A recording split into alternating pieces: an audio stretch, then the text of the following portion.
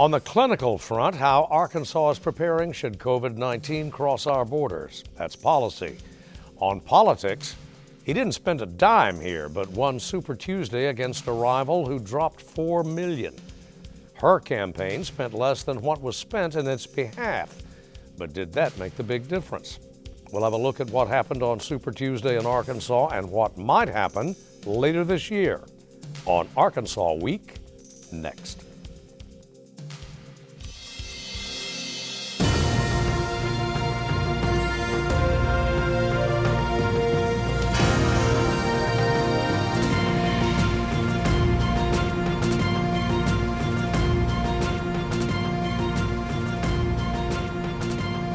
Support for Arkansas Week provided by the Arkansas Democrat-Gazette, the Arkansas Times, and KUAR-FM 89. Hello again, everyone. Thanks very much for joining us for Arkansas Week. In the minutes ahead, we'll be updating the clinical aspect of the coronavirus, what Arkansas needs to know, and what Arkansas is doing about it. And even if there are no known cases in our state thus far, we'll assess the impact it could have on our economy. First, Super Tuesday. The delegates it awarded, the races it decided, the runoffs to come. Joining us, Senator Mark Johnson, Republican of Ferndale, Representative Fred Allen, Democrat of Little Rock, and straight down the middle, Wesley Brown, publisher of the Daily Record. Gentlemen, thanks very much for coming in. Thanks for having me. Mr. Allen, let me begin with you because all the action really, at least certainly at the presidential level, national level, was in the presidential race. We had practically every African-American mayor of a major city in Arkansas endorsed Mayor Bloomberg. And then on election night, poor Mr. Biden had to settle for just 74 counties. What happened? Well, was this a repudiation? Well, yeah. What's the chemistry there? I think Michael Bloomberg did a great job with his campaign. He gambled and came up a little short, but he was able to accomplish a lot of things. First, he has the national database, one of the best in the world, still working for the Democratic Party. Mayor Bloomberg also was able to get his name out there. He got 10% of the vote around the country. Millions of Americans got to hear his message. So it was not a failure for him. It was somewhat a success. It came at a hefty price. It's pocket change to him, I suppose, but $500 million. Did this amount to, I'm still a little, I want to hear your take on anyone's. We had African Americans in Arkansas by the thousands turning out and ignoring the recommendations of the elected black leadership. What did we have, old allegiances in play here, or what? Help me understand. Well, I think the tide for Vice President Biden was Congressman Clyburn. When Congressman Clyburn came out and endorsed him, and that kind of catapulted his campaign to a new level. Wes Brown. I think you've seen kind of this. Biden went into kind of hibernation for a little while with all the things that were happening in Washington D.C. and then. And you saw Sanders gain some momentum, but then I think he kind of came out kind of that, and I think it all started with the South Carolina campaign. When he won in South Carolina, there was a cavalcade of just kind of momentum, and I think that's what has taken place in the Biden campaign. He got the momentum in the primaries, and a lot of times, as we all know, that when you see those first primaries on TV, people are still out there voting, and I think Bloomberg did do a good. He had really spread out across the South. Putting money out in those campaigns and got a lot of following. But I think, and the bottom line is that I think you're seeing the Democratic Party now coalesce around that one candidate right now. He owes a lot to Mr. Clyburn of South Carolina. He sure does. Indeed. Yeah, Congressman Clyburn was the one that actually set the movement for him, right, not just in South Carolina, but around the country. And since this endorsement, the governor of Michigan has endorsed him. A lot of congressmen from Florida and around the country is now endorsing his candidacy. So his campaign is where Bernie Sanders' campaign was 3 or 4 weeks ago. Now, Biden appears to be the front runner and will be the front runner. And if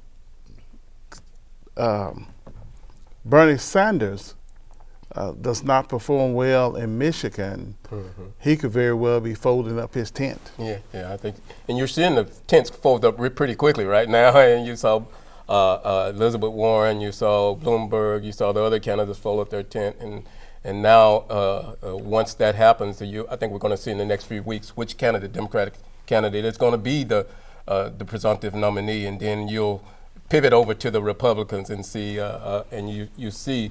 There's no race on that side of the aisle. Senator Mark Johnson, I can't imagine. What sort of panic? What's the panic level on the GOP? I don't see much panic, Steve. Actually, we feel pretty good. I have to agree with Wesley about the way these things have changed, and it's probably even more so because I can't remember front runners and all these switching as quickly. Of course, how did we start? 13? How many did we start out with? About 13 or 14. And the fact is that, a few weeks ago it was Buttigieg and perhaps Warren and of course Bernie was ascendant and now Bernie is the unique case. He has a separate following probably than all the other more conventional candidates. I think, Steve, in a lot of ways everyone looks for historical analogies. I look at 1972. Maybe a little 68 with Eugene McCarthy, but 72 with McGovern. And of course, McGovern won the nomination. But prior to him winning it, all the other Democrats ganged up to try to keep him from doing it. That was back when I was a Democrat and followed it from the inside because I worked for Congressman Wilbur Mills at that time. So I see an analogy here, but the Democrats are not stupid. They can look at history as well, and they're seeing we don't want another disaster like we had with George McGovern, and the old reliable, I think, has turned out to be Vice President Biden. Well, the disaster turned out to be at the 72 convention, as you well remember, when that involved a last-minute attempt by the establishment to play with, there was a rules battle. Over the California delegation being seated. Exactly. Yeah, and there was chaos on the floor there. Now, Mr. Sanders supporters say, and Mr. Sanders himself saying, wait a minute, I'm not sure I like the rules that I helped write. Yeah, and you can also go, but you don't have to go back that far. You can go back to 4 years ago. With the 2016 race, we saw Sanders and Hillary Clinton, and they came down to similar establishment candidate, and then you have, as Mark alluded to, Sanders has a weird flavor, so, and I think you're going to see that same situation play out again. And the key situation, will the Democratic Party coalesce around whichever candidate? You didn't see the Sanders voters really come over to the Hillary camp as much as the Democratic Party would like to see. One of the things, though, I think of, and I'm interested in Fred's analysis of this from a standpoint of these African American mayors. They're up against the same thing that all of us in politics are, is that the Arkansas voters, black and white, wherever they are very independent, and they're going to do what they think, and they'll be nice to their leadership, all of us, but they'll also be independent thinkers, and I think we saw that in this case. Yeah, especially in Arkansas, we have an independent streak in both parties where voters will, at times, say we're going to go our own way. Exactly. Yeah. But we had another statewide race, a high judicial contest, seat for the Supreme Court, and would you take issue if I said, Senator Johnson, that the Republican candidate won? I wouldn't take issue with that at all. But I think the real issue, Steve, is what do we do with judicial races? They can't talk issues because of the ethics requirements of judges. Both of these candidates had partisan backgrounds. I mean, one is the wife of the state Republican chairman. The other is a strongly partisan Democrat who given $50,000 over the year to Democrats and even $2,000 to President Obama when he was seeking a federal judgeship. So anyone that wants to take politics out of politics, I think, is kidding themselves. But I think it was just a little more so in the Supreme Court race because of the history of the two candidates. And obviously I'm very happy that Mrs. Webb won. But take the individuals out of it, I think we're looking at a situation where the people want a little bit more meat on the bone to make a decision with, and we've almost sanitized our judicial elections to the point that nobody knows who anybody is, except they sure do have a pretty family in their picture on their push card. Well, they had some endorsements on the push cards. Of course, too. Mr. Allen. Well, in judicial races, it's very hard to talk about issues, like you say. I think that you just have to do a little bit more advertising, get your message out there to people, and hope that people will recognize your name and vote for you. Spend more money is what Spend you're more saying. money. Yeah, and the U.S. Supreme Court race allows that money to come into those campaigns, and you see that outside influence, and that is where people they can say what they want to say, and then I think sometimes at the end of the race, people take hold of those outside advertising that come in, and they know. I think voters are wise. They know who's the Republican candidate and who's the Democratic candidate is, and I think you just have a small piece, and you saw that in the numbers. I think the final tally was 54-46. And it's, again, Steve, from a Republican standpoint, I'll just say as a supporter of Barbara Webb, my concern was more of the fact that historically, having judge in front of your name on the ballot is a tremendous advantage in all judicial races at every level, and that was a concern I had. I felt if it just said Morgan Chip Welch, Barbara Webb, Barbara was going to win, but the fact that he was Circuit Judge Morgan Chip Welch would have maybe skewed it. I'm sure there was a lot of votes, and all the way across every judicial race, people say, well, he's a judge, maybe I should vote for him, or her, and that's just the way it is. Maybe we'll change that. But I don't you know. also get countered by, I'm running for judge. Have you seen this awful mailer that went out about my opponent? Isn't this terrible? There's really no way to combat that except, as Wes Brown said, just go out and find your own dark money, and that's a little difficult to do at times. Mm-hmm. Yeah, and I think that's going to, until the courts decide how we're going to decide about the court races, and the Supreme Court has made a stance, that outside money can come into these races, and then that's kind of where we are right now. And I talk to you folks like you want some kind of change, but I don't think you know really where we're going to go on that. Well, Wesley, that old First Amendment keeps popping its head up again, and Money it happened in the speaks. Supreme Court. That's right. All right, on money of a different kind. Mr. Hutchinson himself, Senator, delivered his budget, did. close to $6 billion this year, about 1 or 2% higher than his last budget. What do you think? Your first impression? I thought the governor did a great job of presenting it. I frankly haven't gone into it deep enough to talk deeply. One thing I was very pleased with is that he's working on the issue of jail overcrowding at the local level, which is in all of the counties in my district, and I think that's a major issue, is prisoners backed up in the county jails, working on corrections issues. That was the thing I really liked. There may be some, not friction, but some small tweaks for what the governor said that have some relationship to the transformation bill that passed last year and how it's being implemented within these agencies. If there's any surprises in the fiscal session, I think they will have some fallout related to that. Mr. Well, Allen? I'm concerned about education. We still have a large amount of our students that are performing below proficiency. Until we do something about that and adequately fund education, we're going to always be faced with these kind of problems. Yeah, and I think when you look at this budget, it's $5.8 billion. It's a little bit, like you said, a little bit above. And his focus is, I think, when you look at it, it's a particularly conservative budget. He's not. You didn't see any surprises. He focused on security issues and some specific educational things, not a broad educational things. But And he also talked about I think when you look at this going into the fiscal session, I think you just try to get to the biennial session in 2021. So, and I think this will get us there. Well, he is resolute in building a surplus. Yeah, he is. Yes. Yeah. Very prudent. We're at about 100 million now. We've got three months left in the fiscal year that ends on June 30th. We don't know what's going to happen with what's going on with the coronavirus, but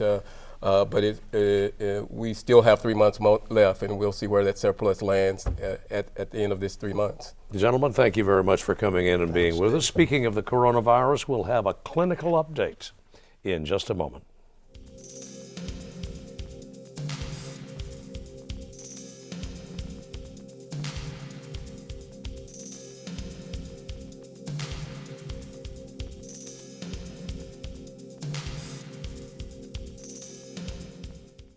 And as promised, a medical update now for Arkansas. Dr. Gary Wheeler is Senior Medical Advisor for the Arkansas Department of Health. Gary, Doctor, thanks very much for coming back in.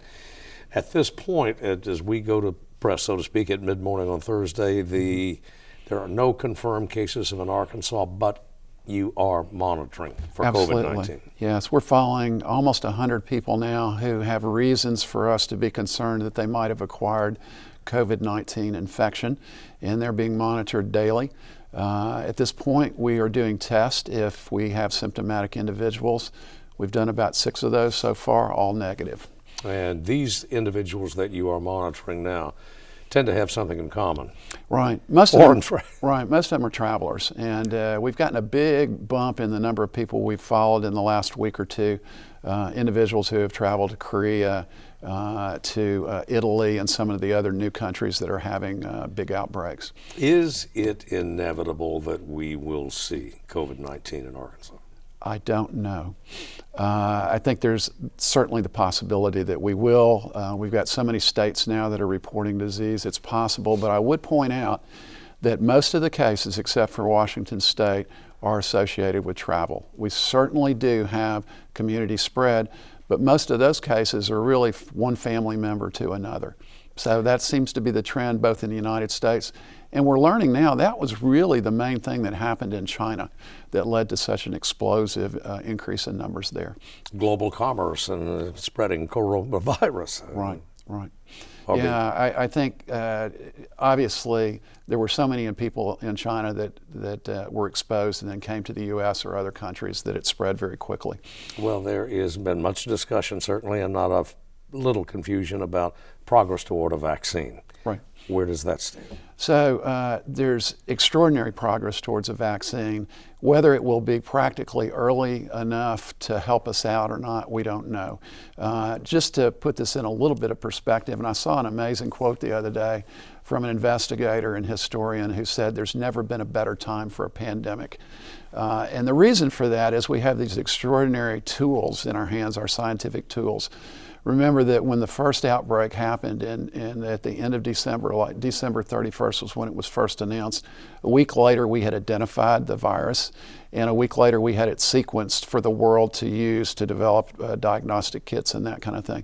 So we're moving at warp speed, but it still takes time to test vaccines. You have to put them in humans, you have to watch for side effects or other harms, and you have to scale that up over a period of time. Then once you have a product, you have 6 months to 9 months to upscale the production and get it into delivery. So we're looking at a year. I think others like Dr. Fauci and others are estimating about that period of time. Of the NIH, Dr. Fauci. Yes. The peril, it would seem here, is that as soon as we get this particular coronavirus licked, we're better able to cope with it, viruses shapeshift. Right. Yeah, they mutate, and the other thing is, if this virus is well established, let's say it goes dormant for a few months because of the summer, which a lot of respiratory viruses do. The question is, will it come back in the fall and we'll just get the second round, or a year from now and get the second or third round?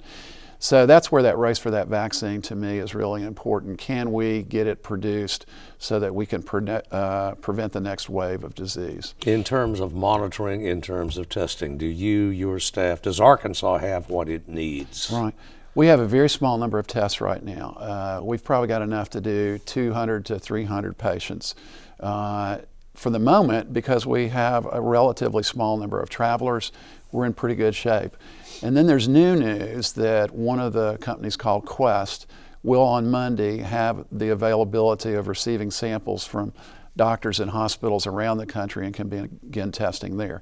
I suspect they're going to be overwhelmed, and we're not sure how quickly samples that are collected here in Arkansas could be run by that reference lab.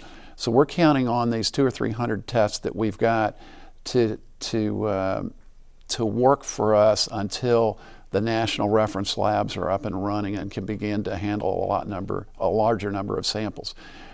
That said, having these new companies invest in, having the availability of widespread testing, I think is a game changer. And I'm hoping that those things come online so that everyone's panic level can be reduced by getting rapid turnaround on testing to know whether there's positive or negative patients in their home, their community, their hospital. What typically is the turnaround time? So for the Department of Health, we're turning around samples in 24 to 36 hours, and most of that time is getting the sample to Little Rock. Congress has approved, and the President signed, I believe, early on Friday morning, an $8 billion package. Right. How is that going to impact our efforts here? Well, it's going to be tremendously important because we've already pulled people off of other projects that are paid for to work on coronavirus without any financial support. When this money comes, first of all, it's going to be retroactive back into January. So it's going to cover the budgetary time for these people to work. But it's also going to provide fuel so that we can do a lot of other things. If we need to stand up facilities, either to house people or to provide medical care, it gives us funding for that. It gives us funding to purchase protective equipment, masks, and gowns and that kind of thing, assuming they're available.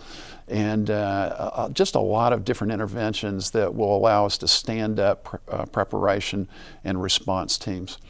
It's a blanket question, but we have Arkansas universities, higher education are pulling foreign students back or canceling some overseas programs. Right. We have major Arkansas corporations curtailing their employee travel plan. Is that appropriate? Are we overreacting? No, absolutely not.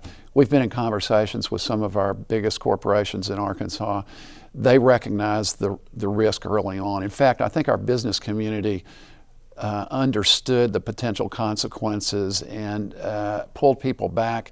And I think what we're doing now, again, it's the best time ever for a pandemic because of teleconferencing and information technology. We can virtually conduct the business of the world. And I think that the companies are already moving in that direction. Schools are moving in that direction. As someone said yesterday, school is something that happens to people. It's not a place where education happens. And so the ability to move online is going to be a big advantage. Now, there'll be some people left out of that, and we need to work to fill those gaps. All right. Where do we go? Where does the viewer go? Where does Mr. and Mrs. Arkansas go to get reliable information? Because it is plain there is an abundance, a superabundance of bad information. Yeah, I guess I might take issue with that because almost all the feeds that I'm getting right now on my phone are from reliable sources. They're from our major media corporations, which I consider reliable. I think for medical information, the CDC is the ultimate place to go. They are refreshing their websites every 12 hours. I think if you want good guidelines and good information, that's the best place to go. We are a Facebook culture, a social media culture, for better or for worse. Right, and that's why we may have different opinions because I don't play Facebook. So the information I'm getting is, again, largely from the reliable major news sources, the newspapers and television stations. All right. Dr. Wheeler, thanks very much and good luck with it. I do want to stress one Please. thing very, very quickly. Sure. I don't want people to feel like they don't have control of this. The absolutely best weapon for you and everyone around you is to not have contact with others and to stay away from people so they can't cough and sneeze on you. So people need to go to bed at night knowing that they have control of their destiny. And if they'll do these simple chores, which is going to take some learning, they can stay safe. It is not out of line then to elbow or to fist Absolutely. bump or what? Or namaste. Steve, have a great week. Thanks very much, Dr. Wheeler. All right. And that's our program for this week. Thanks very much for joining us, and we'll see you next week.